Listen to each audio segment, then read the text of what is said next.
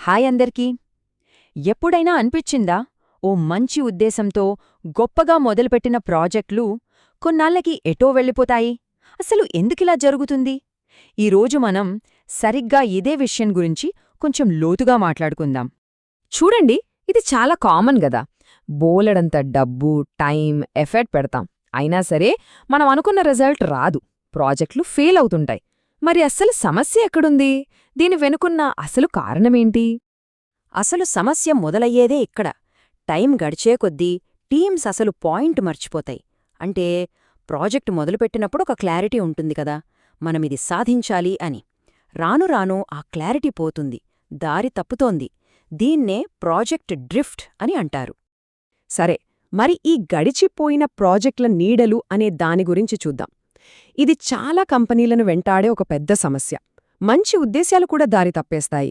కానీ భయపడాల్సిన పని లేదు. దీనికొక మంచి సొల్యూషన్ కూడా ఉంది. ఆ పరిష్కారమే ఒక ప్రాజెక్ట్ టైం క్యాప్స్యూల్ తయారు చేయడం. భలే ఉంది గదా పేరు. అంటే అసలు లక్ష్యం అనే ఒక ఫ్రేమ్వర్క్ ఇది. సింపుల్గా చెప్పాలంటే ఫ్యూచర్లో ఈ ప్రాజెక్ట్ మీద పనిచేసే వాళ్లకి మనం పంపిస్తున్న ఒక మెసేజ్ లాంటిది. ప్రాజెక్ట్ యొక్క అసలు ఉద్దేశమేంటో ఇది ఎప్పటికీ గుర్తుచేస్తూ ఉంటుంది. సరే, మరి ఈ టైం క్యాప్స్యూల్ ఎలా తయారు చేయాలి? అందులో మొదటి స్టెప్ మన ప్రాజెక్టుకి ఒక ధ్రువ నక్షత్రాన్ని, అంటే ఒక నార్త్ స్టార్ని కనుక్కోవడం. ప్రాజెక్టు దారి తప్పకుండా ఉండాలంటే దానికొక బలమైన ఫౌండేషన్ చాలా అవసరం. ఆ ఫౌండేషనే ఈ నార్త్ స్టార్. ఈ ఫౌండేషన్నే మనం ఒక యాంకర్ లేదా లంగరు అని కూడా అనుకోవచ్చు. అంటే ప్రాజెక్ట్ని గట్టిగా పట్టి ఉంచుతుంది. ఇందులో 3 ముఖ్యమైన ప్రశ్నలుంటాయి. 1, మనం అసలు ఏ ప్రాబ్లంని సాల్వ్ చేస్తున్నాం? 2, దాన్ని సాల్వ్ చేయడం ఎందుకంత ముఖ్యం? 3, దీనివల్ల ఎవరికి లాభం? ఈ 3 ప్రశ్నలకు సమాధానం దొరికితే మనకు పూర్తి క్లారిటీ వచ్చేస్తుంది. చూడండి, క్లారిటీ ఎంత పవర్ఫుల్లో చెప్పడానికి ఇదో మంచి ఎగ్జాంపుల్. ఒకవైపు మా వెబ్సైట్ను ఇంప్రూవ్ చెయ్యాలి అనుంది. ఇది చాలా వీక్, అంటే ఏమీ అర్థం కావట్లేదు. అదే ఇంకోవైపు చూడండి, యూజర్ చెక్అవుట్ ప్రాబ్లమ్స్ తగ్గించి సేల్స్ 15% పెంచాలి అనుంది. చూసారా ఎంత స్పెసిఫిక్గా కొలవగడిగేలా ఉందో? ఇదే బలమైన లక్ష్యమంటే. ఓకే, మన నార్త్ స్టార్ ఏంటో తెలిసింది. ఎందుకు అనే ప్రశ్నకు సమాధానం దొరికింది. ఇప్పుడు ఎలా అని దానికి రావాలి. అంటే మన పెద్ద విజన్నే ఒక కాంక్రీట్ ప్లాన్గా ఎలా మార్చాలి? అదే ఇప్పుడు చూద్దాం. దీన్నే మనం ప్రాజెక్ట్ బ్లూ ప్రింట్ అనొచ్చు. ఇందులో మెయిన్గా 3 విషయాలుండాలి. 1, మన గోల్స్ ఏంటో క్లియర్గా డిఫైన్ చేసుకోవాలి. 2, ఆ విజయాన్ని ఎలా కొలుస్తాం, అంటే సక్సెస్ మెట్రిక్స్ ఏంటి. 3, దీనికోసం మొదట్లో మనం ఏమేం వనరులు అంటే రీసోర్సెస్ కేటాయించాం. ఈ 3 కలిస్తేనే అదొక కంప్లీట్ బ్లూ ప్రింట్ అవుతుంది. ఉదాహరణకి ఈ టేబుల్ చూడండి. యూజర్ కన్వర్జన్ రేట్ని 15% పెంచాలి అనేది గోల్. దాన్ని ఎలా కొలుస్తాం? అనలిటిక్స్ డాష్బోర్డ్ ద్వారా. అలాగే కస్టమర్ సపోర్ట్ టికెట్స్ 20% తగ్గించాలి. దీన్ని సిఆర్ఎం రిపోర్ట్ చూసి తెలుసుకుంటాం. ఇలా ప్రతి గోల్కి ఒక మెట్రిక్ ఉండటం వల్ల గందరగోళానికి తావే ఉండదు. మనం సక్సెస్ అయ్యామా లేదా అనేది క్లియర్గా తెలిసిపోతుంది. జవాబుదారీతనం పెరుగుతుంది. ఇక రీసోర్సెస్ విషయానికొస్తే ప్లాన్ రియలిస్టిక్గా ఉండాలి కదా. అందుకే మొదట్లోనే మన దగ్గర ఎంతమంది మనుషులున్నారు, బడ్జెట్ ఎంత, టెక్నాలజీ ఏంటి, ఇవన్నీ కూడా డాక్యుమెంట్ చేయడం చాలా ఇంపార్టెంట్. సరే, ఇప్పటిదాకా అంతా బాగుంది. కానీ ఇప్పుడు మనం చాలా ముఖ్యమైన, చాలామంది పట్టించుకొని ఒక విషయం గురించి మాట్లాడుకుందాం. అదే అజంప్షన్స్, అంటే మన అంచనాలు, మన ప్రాజెక్ట్ వెనకున్న నమ్మకాలు.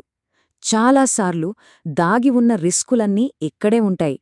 దీన్నే స్ట్రాటజిక్ హైపోథెసిస్ అని అంటారు. పెద్ద పేరులా అనిపించిన కాన్సెప్ట్ చాలా సింపుల్. ప్రతి ప్రాజెక్ట్ వెనుక ఒక నమ్మకం ఉంటుంది. మనమిలా చేస్తే కస్టమర్లు ఇలా రియాక్ట్ అవుతారు, మార్కెట్లో మనకు ఇలా ప్లస్ అవుతుంది అని ఒక కోర్ బిలీఫ్. అదే ఈ హైపోథెసిస్. మరే ఎలాంటి అంచనాల్ని మనం రాసుకోవాలి? ఉదాహరణకు కస్టమర్ల బిహేవియర్ గురించి మనం ఏమనుకుంటున్నాం? మార్కెట్ లేదా టెక్నాలజీలో మార్పుల గురించి మన అంచనా ఏంటి? మన టీం కేపబిలిటీస్ మీద మనకున్న నమ్మకాలేంటి? బడ్జెట్, రిసోర్సెస్ సరిపోతాయని ఎలా అనుకుంటున్నాం? ఇలాంటివన్నీ మనం నిజాయితీగా రాసుకోవాలి. ఇక్కడొక చాలా పవర్ఫుల్ కొటేషన్ ఉంది. అంచనాలు మన బలహీనతలు కాదు, కానీ మనం పట్టించుకోని, పరిశీలించని అంచనాలే మన అసలైన బలహీనతలు. చూసారా? అంటే అజంప్షన్స్ ఉండటం తప్పు కాదు, వాటిని గుర్తించి రాసుకోకపోవడమే అసలు తప్పు. ఓకే, ప్లాన్ చేశాం, అజంప్షన్స్ రాసుకున్నాం. ఇప్పుడు మనం ఫైనల్ స్టేజ్కి, అంటే ఈ ఫ్రేమ్వర్క్లో అత్యంత విలువైన భాగానికి వచ్చాం. అదే ఆ టైం క్యాప్సూల్ని తిరిగి తెరవడం, అంటే వెనక్కి తిరిగి చూసుకోవడం. ఎందుకంటే ఈ ఫ్రేమ్వర్క్ కేవలం ప్లానింగ్ కోసం మాత్రమే కాదు, దాని అసలు పవర్ నేర్చుకోవడంలో ఉంది. ప్రాజెక్ట్ అయిపోయాక వెనక్కి తిరిగి చూసి మనం ఏం నేర్చుకున్నాం అని తెలుసుకోవడానికే ఇది ఎక్కువగా ఉపయోగపడుతుంది. ఈ వెనక్కి తిరిగి చూసే ప్రాసెస్లో ఒక 4 సింపుల్ స్టెప్స్ ఉంటాయి. ఫస్ట్, మనం మొదట రాసుకున్న ఆ అసలు లక్ష్యం డాక్యుమెంట్ని బయటకు తీయాలి. సెకండ్, మనం అనుకున్న దానికి, జరిగిన దానికి, అంటే రియాలిటీకి ఉన్న తేడాను పోల్చి చూడాలి. థర్డ్, మన ఏ అంచనాలు తప్పు అని తేలాయో గుర్తించాలి. ఫైనల్గా ఈ కీలకమైన పాఠాలన్నింటినీ భవిష్యత్ కోసం రాసిపెట్టుకోవాలి. ఈ బార్ చార్ట్ చూస్తే అదే విషయం అర్థమవుతుంది. మనం మొదట ఏమనుకున్నాం, ఇప్పుడు రిజల్ట్ ఏమొచ్చింది, ఈ రెండింటి మధ్య ఉన్న గ్యాప్ ఏంటి? ఈ ఒక్క ప్రశ్న మనకు ఎన్నో విషయాలు నేర్పిస్తుంది. అంతా కలిపి ఈ ఒక్క డాక్యుమెంట్ నంబర్ 1 ఇదే మనకు క్లారిటీ ఇస్తుంది, అకౌంటబిలిటీని పెంచుతుంది, ముఖ్యంగా మనం నేర్చుకోవటానికి ఒక పవర్ఫుల్ టూల్గా పనిచేస్తుంది. ప్రాజెక్ట్ మొత్తం సారాంశమంతా దీనిలోనే ఉంటుంది. సో ఫైనల్గా దీనివల్ల వచ్చే అతిపెద్ద బెనిఫిట్ ఏంటంటే, ఇది మన ఆర్గనైజేషన్ కల్చర్నే మార్చేస్తుంది. ఎవరు తప్పు చేశారు అని నిందించుకోవడం మానేసి, మనం దీన్నించి ఏం నేర్చుకున్నాం అని ఆలోచించేలా చేస్తుంది. గందరగోళాన్ని పోగొట్టి స్పష్టతనిస్తుంది. మరి ఈ విశ్లేషణను ఒక ఆలోచింపచేసే ప్రశ్నతో ముగిద్దాం. ఒక ప్రాజెక్ట్ ఫెయిల్ అయినప్పుడు ఆలోచించండి, అసలు సమస్య ఎక్కడ మొదలైంది? మనం అనుకున్న అసలు లక్ష్యం, మన నార్త్ స్టార్, అది క్లియర్గా ఉందా? లేకపోతే మనం వేసిన పునాదే బలహీనంగా ఉందా?